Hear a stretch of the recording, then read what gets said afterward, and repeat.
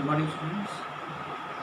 Today we are going to continue to the previous chapter that we are learning about the Chinese civilization, and we before proceeding forward, let us understand what were the things that we had gone through in this particular chapter.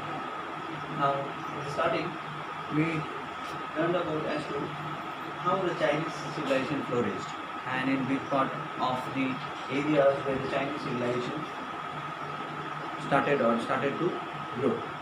And it is found that in the central part of Asia, with the existence of two important rivers that were Huangpu and Changjiang, were the two important sources of water, and the rivers that were the place where the Chinese civilization started to flourish.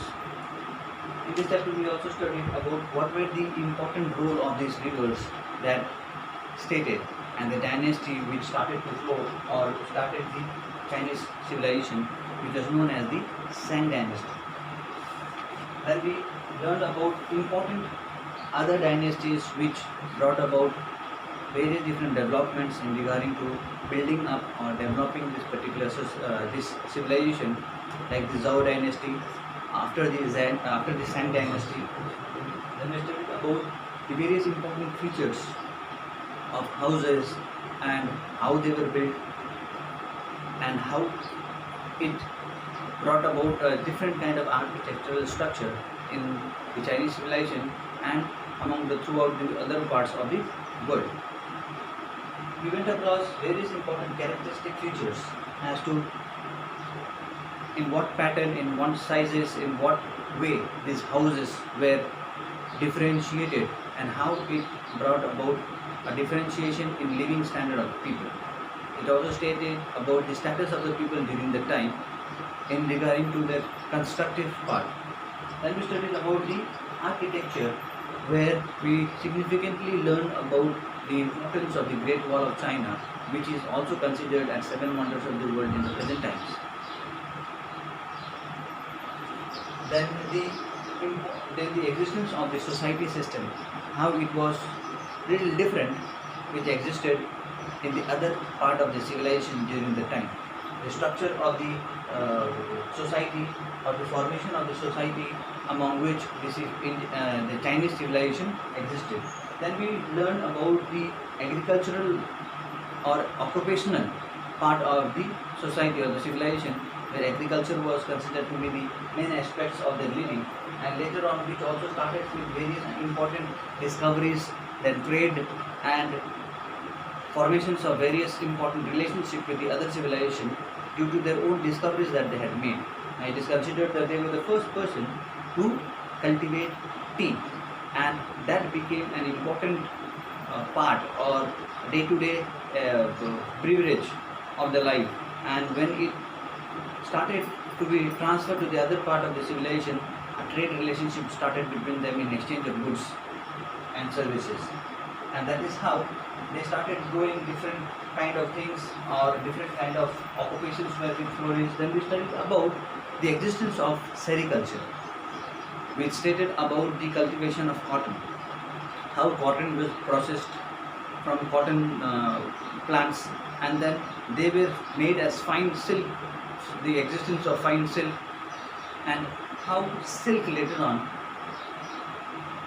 brought the civilization into a different change, where the demand of silk rose, or the existence of their demand in the silk throughout the other parts of the civilizations grew up, and it became an important and very precious kind of material which was demanded in other parts of the civilization, and that is how the silk trade started, and that gave an importance to the civilization to another higher level.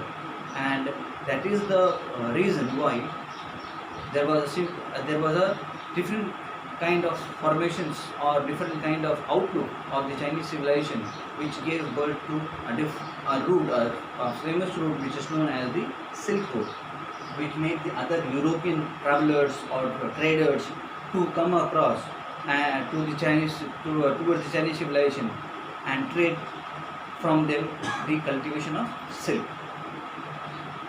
Then the importance of domestication of animals, how they were used, what they were used for transportation, for communication purposes and all. Then the art and craft where pottery system were developed, a different kind of pots were being formed which is known as porcelain, made of a different formation of clay which has its own significance and importance during the time, which was demanded at a very high level, and later on how that also gave them a special kind of recognition among the other civilizations that existed. And the working of trade, then the religion, the constructive part of the religious activities, where we came across three important religions that were developed, which was known as the Confucianism, Taoism, and Buddhism.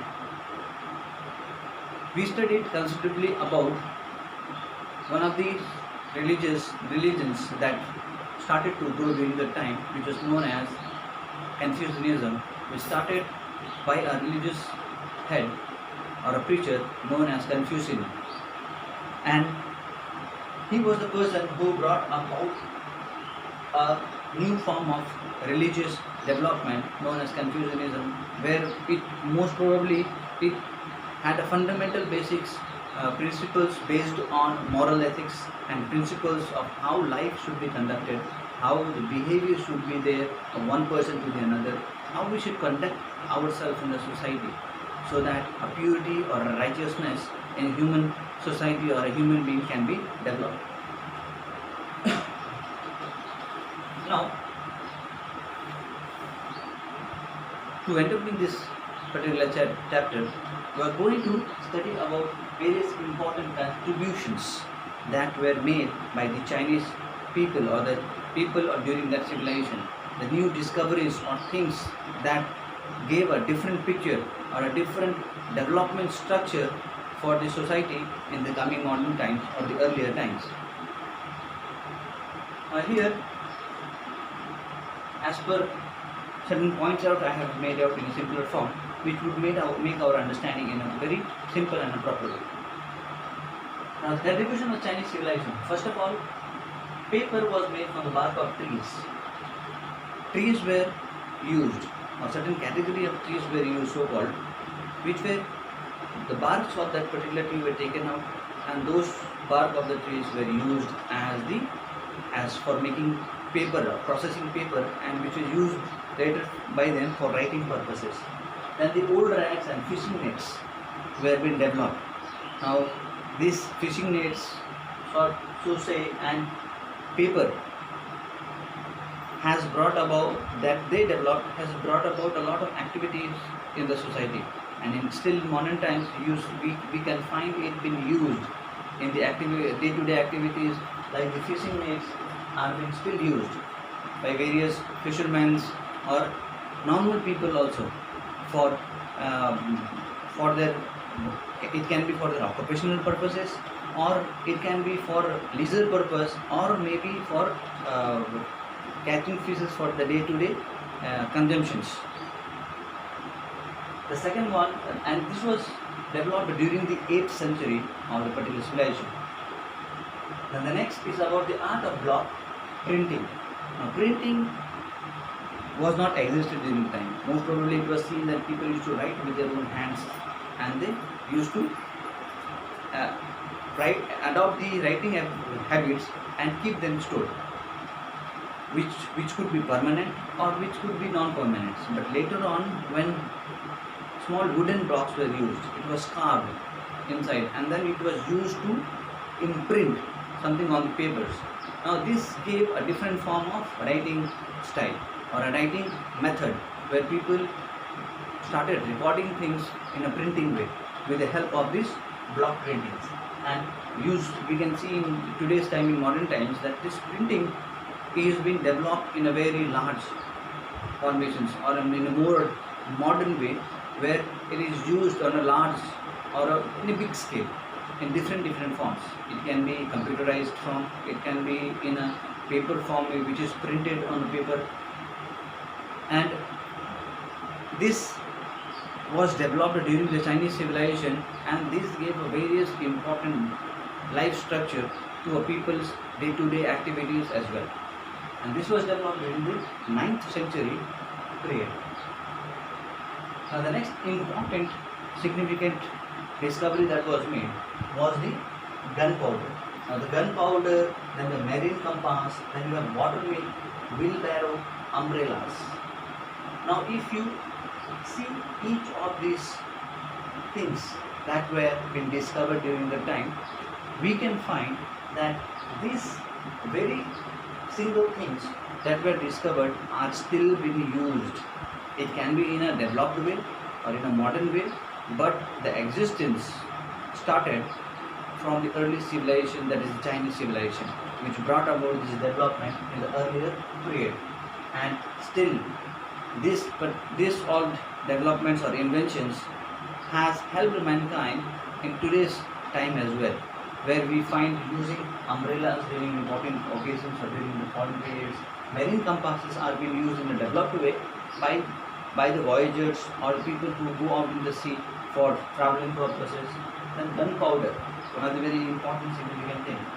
Then we have wheelbarrow for carrying things from one place to another in an easier form.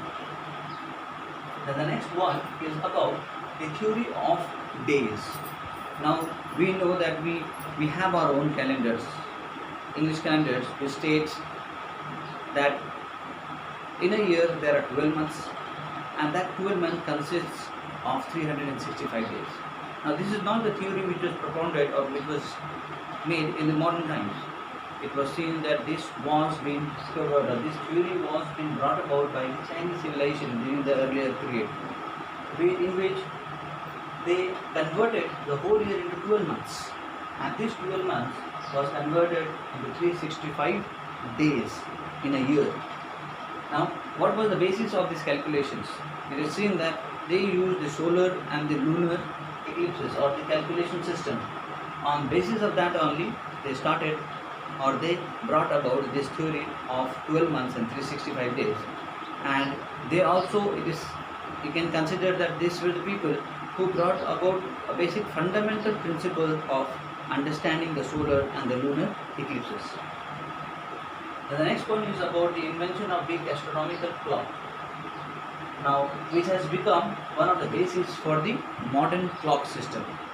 Now, what do you understand by astronomical clock is that they used to bring about various calculations of days or various calculation of events that used to take place in the solar system, and on the basis of that they had made or they had invented a clock system. Now this clock system was been made in such a calculative way that in modern times also it is seen that we use watches, clocks to see time, to know the duration of period that is going on in every minute or every second of our day. Now this was basically the fundamental principle of this calculation system of time period was started by the Chinese civilization through astronomical clocks, which in later period developed into various different clocks or various different time seeing machines that are been seen in the modern times. The last one is about the seismograph that was been invented, which was used to measure earthquakes. Now early periods, you can just imagine, in early periods, whatever inventions that they had made, they did not have basic or they did not have any modern equipment to understand all those things that we have in the present times. But still, they had their own ideas. Think about their skills and knowledges that they had during that time. Not only this civilization, various other civilizations also, you can find in various discoveries, inventions being made. Now we can understand and see as to how importantly it brought about a large change in the society, and how skillful those people were, or how knowledgeable or hardworking those people were who brought about these discoveries, the fundamental or basis of these discoveries, which later on gave a larger picture or a larger kind of dimensional discoveries for the human mankind, and which made life easier, more easier for the modern period of human beings. These all discoveries gave them a large or a very higher degree of significance or importance in the society, which made our lives in the modern times more easier, useful and more meaningful, where we can use different kind of technologies, modern equipments to help ourselves or to make our life easier, more importantly to do things which is required on a particular time prescribed, for which the clock system was invented by them. The beverage that we use in our day-to-day life, that is the tea, that was discovered by them, which has become a very important aspect of human food system, you can say. Then the discoveries of printing system, then marine compasses, gunpowder, wheelbarrow, umbrellas. So these are certain important things that were discovered by the Chinese civilization, which is found to be a very important part of our life. The next thing is about the decline of this civilization. Now, how did the Chinese civilization that existed, that were settled or that was formed, slowly decline? Now, there is various factors or theories that explains about the decline of the Chinese civilization, where it was seen that as there were rivers that existed during that time. Now, in starting also we studied that Wangho River was considered as a river of sorrows. Why it was stated so? Because we heard that suddenly there were floods due to these rivers that came into the civilizations in every time period. Now that was considered as one of the important reasons for the decline of the Chinese civilization. The other is the inventions that took place in various different times by the outsiders into the civilization. Attacks were being done, and that is why the continuity of the civilizations started to fade slowly. And still, even though we find that the Chinese civilizations, or there are theories which states about the fading of or ending of the Chinese civilization, still it is found that this Chinese civilization had a very important, or it played a very important role in regarding to bringing about a new kind of theories, new kind of discoveries into the society, which helped us in a various different ways, and it is still helping us in a various different ways into our day-to-day life. So this is all about the chapter about which states about the Chinese civilizations. In the next class, we are going to study about the civics part, where we are going to understand about the existence of the urban form of local self-government and how it works, the importance of municipal corporations and municipalities, and what is their functions, what is their duties that they have to perform, how they are being composed, and which are the important people who play important role in workings on these municipalities or municipal corporations. Thank you for the day. This is all about this chapter for today. Thank you very much.